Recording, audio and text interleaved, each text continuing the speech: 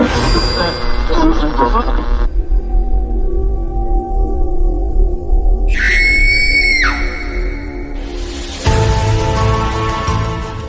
आप मानते हैं कि कुछ जगह ऐसी होती है जहां मौत के बाद भी जिंदगी खत्म नहीं होती, जहां एक गलती, एक पीछे मुड़ना आपको हमेशा के लिए गायब कर सकता है। आज फियर फाइल्स आपको ले जा रहा है एक ऐसे गांव में जहां रात के 12 बजे 12 मिनट बाद इंसान अपना रास्ता ही नहीं, अपनी पहचान भी खो देता है।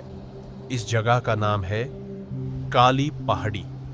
यह गांव शहर से लगभग 40 किलोमीटर दूर है। दिन में यहां सब कुछ नॉर्मल लगता है, खेत, घर, मंदिर। लेकिन जैसे ही सूरज ढलता है, पूरा गांव अपने दरवाजे बैंड कर लेता है। गांव के लोग कहते हैं कि रात को पहाड़ी की तरफ से हवा नहीं बल्कि सांसें आती है। सांसें किसी ऐसी औरत की जो जिंदा नहीं है। गांव वालों के मुताबिक इस कहानी की शुरुआत होती है एक लड़की से, मेनका। मेनका इसी गांव में रहती थी, सीधी सादी, कम बोलने वाली। लेकिन जब गांव में बीमारी फैली और लोग मरने लगे तो किसी को जिम्मेदार बनाना जरूरी था। मेनका को कली पहाड़ी पर ले जाकर जिंदा जला दिया गया। लोग कहते हैं उस रात मेनका रोई नहीं, आग के बीच खड़े होकर सिर्फ इतना नहीं, मैं मरूंगी नहीं और ना मेनका किसी को की मौत के जिंदा बाद पहला हादसा सिर्फ 3 दिन में हुआ। गांव का एक जवान रात के 12 बजे पहाड़ी के पास से गुजरा। उसने अपनी मां की आवाज सुनी, बेटा रुक तो जरा।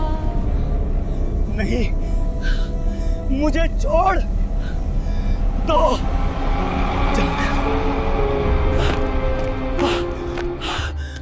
मैंने क्या बिगाड़ा है? मरना होगा तुझे भी और तेरे लोगों को भी।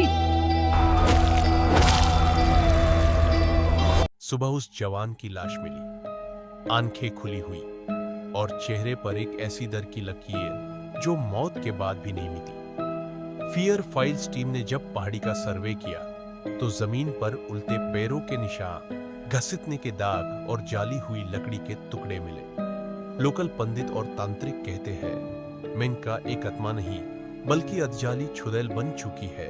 गांव के कुछ लोग आज भी कहते हैं कि उन्होंने मेनका को देखा है। उसकी आंखों में लाल चमक तब आती है जब कोई उसकी तरफ देखता है, और जब वो चलती है तो जमीन पर निशान नहीं, श्राप रह जाता है। आज भी कली पहाड़ी पर रात के 12 बजे 12 मिनट के बाद जाना मना है। जो भी जाता है या तो वापस नहीं आता या फिर कुछ बोलने लायक नहीं रहता। मेनका को शायद इंसाफ नहीं, इसलिए उसकी आत्मा आज भी भटक रही है। और याद रखिए, अगर कभी रात के सन्नाटे में कोई आपको अपनी आवाज में बुलाए तो पीछे मुड़ना ही सबसे बड़ी गलती हो सकती है, क्योंकि कली पहाड़ी पर कुछ चीजें मरकर भी जिंदा रहती है।